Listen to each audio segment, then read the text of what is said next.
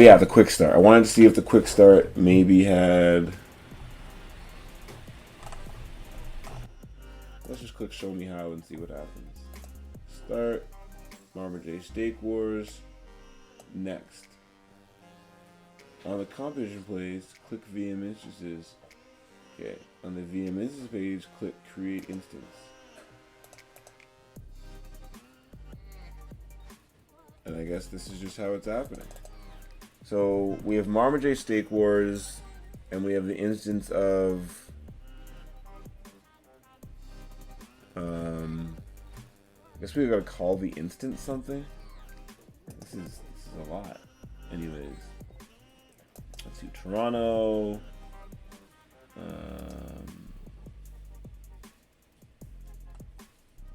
don't even care.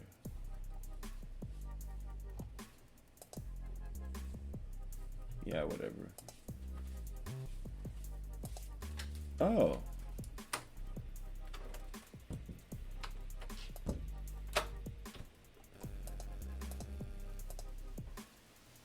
Yeah, see, I don't care about memory so much. This is what I'm kind of not understanding. Like, if I go above 10 gigs of disk space.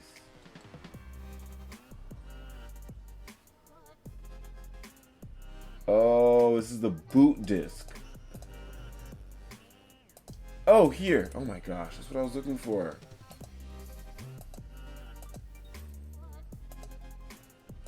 Like, just 200. And I want the price. That's not, see, that's not bad. And so, okay, let's do this all over again. Near.org/decentralize. I want it, that's not how you spell it. Well, it's right there anyway. I want to see what the minimum, so 4 cores, 8 gigs of RAM, and 200 gigs of SSD. So it does say it wants 8 gigs of RAM, right? Yeah, so, oops, 4 cores, 8 gigs of RAM, and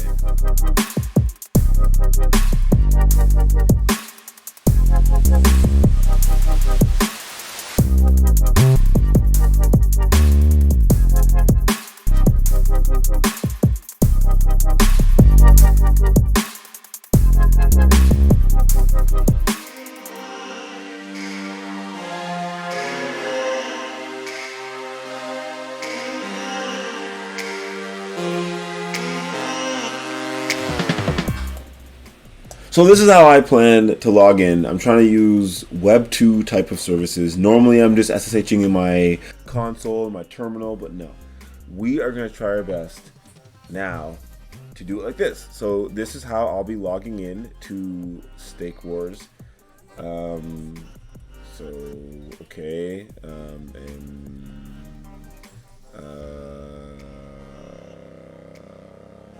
Steak Wars, I probably only need something like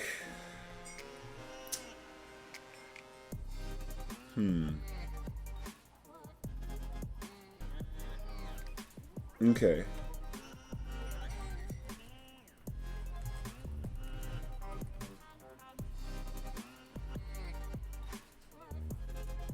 I'm trying to think what I should call the file. Just because, like, okay, let's just do this for now. Thank you for the coffees. Now it's truly coffee with Chloe in the morning. Okay, so maybe let's go through the very, very basics of reopen close tab. Become a chunk only producer. Oh gosh, no. Where's the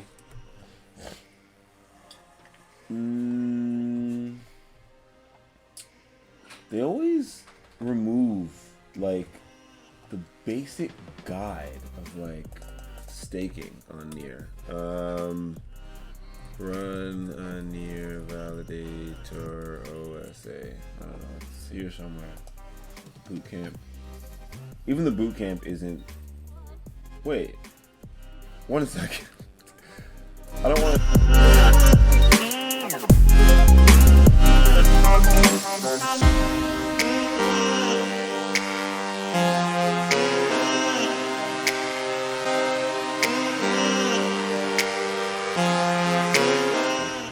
from getting started with Near into building on Near. And so the first step of building on Near, in my opinion, is getting a validator set up, getting a node set up, having your source of truth, ensuring that if the RPC node, the RPC for the public RPC for interacting with the Near wallet, for example, is overloaded, you can just hit up your mainnet validator node and use that as your RPC if you need to.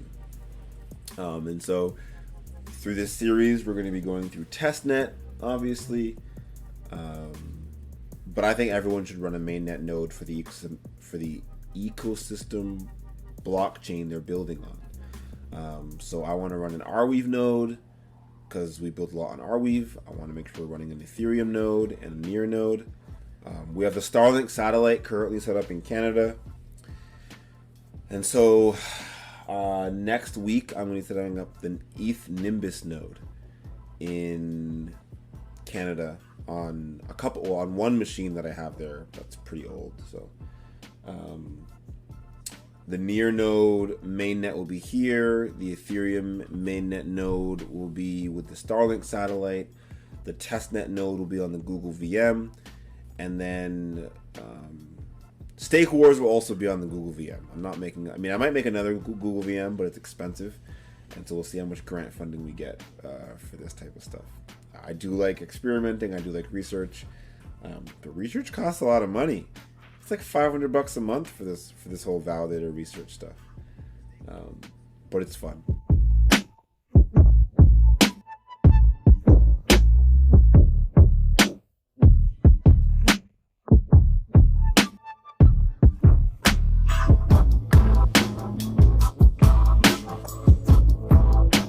Because I definitely do a lot of videos where I'm trying to just do stuff on mainnet with a test account, and so having a local RPC node running locally that I could bring to hackathons and stuff, why not? As long as it stays under 500 gigs, because I'm not trying to take up the entire computer storage, but I can just delete the data directory whenever it gets too much. So I am going to just change this, to run RPC nodes. Okay, run a node. Do I want to use NearUp? I probably don't want to use NearUp.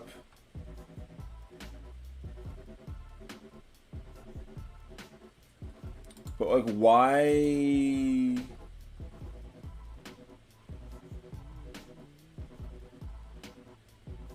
Okay, let's just start with this and do it the real way. And not use NearUp. Okay, why does it keep adding? Okay, let me, copy the commands properly. Using this, and yeah, what? Very weird. I guess I'll wait. I'll make it easier to see. But I'm not actually sure why. Okay, so obviously I can do it that way, but it's still copying that sign in front. Ew, wait, why was it saying brew? Oh, I was like, my bad. I'm having a hard time. Mac OS. We do not have a Mac. I mean, usually I'm using a Mac, but not right now. Paste. Why does it keep doing that? I don't know. If it's like this website that's doing it, I'll try and leave feedback. I'm not sure if it's me or the website, but for some reason it's taking could not open, permission denied. Docker, eh? Okay, so sudo Python has no installation candidate. Do I not have Python yet? Okay, let's duplicate, go back.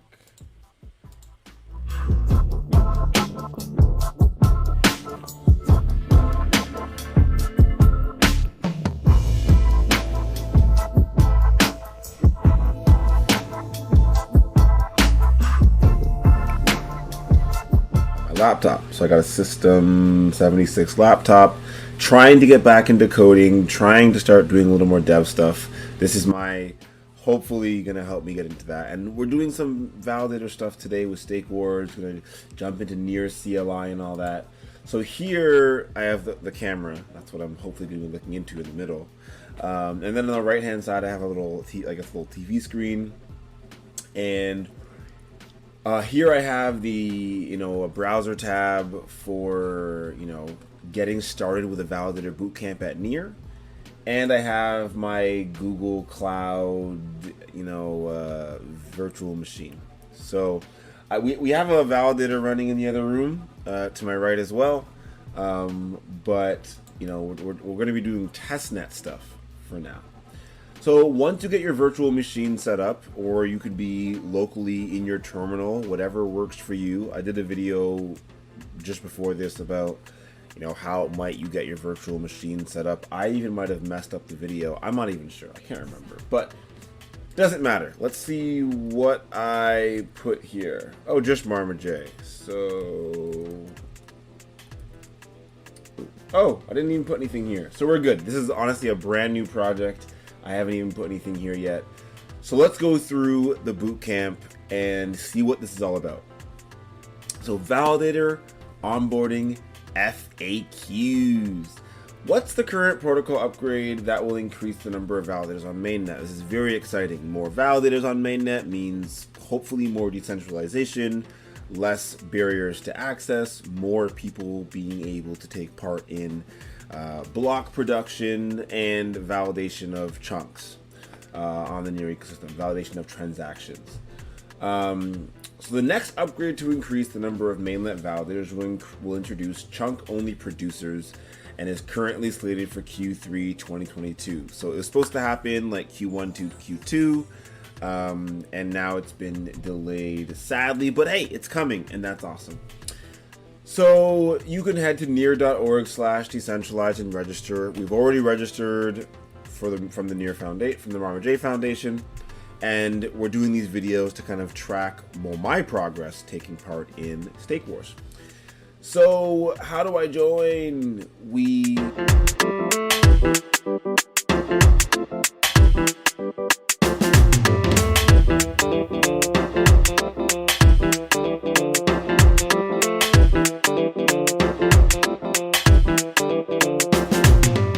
Is not supported, then yeah, you'd have to check out something different then. We already made sure our machine's up to date, so that's fine.